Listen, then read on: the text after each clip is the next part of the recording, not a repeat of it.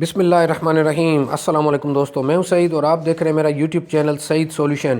دوستو آج کی اس چھوٹی سی ویڈیو میں آپ کو بتاؤں گا، کافی سارے کوسچنس آتے ہیں کہ مشین کے اندر اس پیکنگ کا مقصد کیا ہوتا ہے اور مشین کو چلانے سے پہلے اس کو کیا کرنا چاہیے۔ تو جناب یہ صرف آپ کی مشین کی حفاظت کے لیے ہوتا ہے۔ جب مشین ٹریولنگ میں ہوتی ہے، جب آپ مشین کو گھر پر لائیں گے تو اس کو آپ نے ریموو کر دینا ہے۔ یہ نیچے کی سائڈ پہ ہوتا ہے اور اس پر آپ کی مشین کا ڈرم ہوتا ہے، ٹھیک ہے۔ اور اسی طریقے سے اوپر کی سائڈ پر بھی یہ پیکنگ ہوتی ہے۔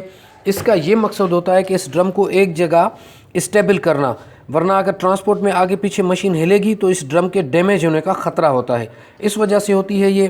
تو آپ کو اس کو ریموو کرنا ہے، پھر آپ اس کو زمین پر رکھیں یا اس اسٹینڈ پر رکھیں، لیکن آپ کو اس کو ریموو کر کے پھر مشین کو چلانا ہے۔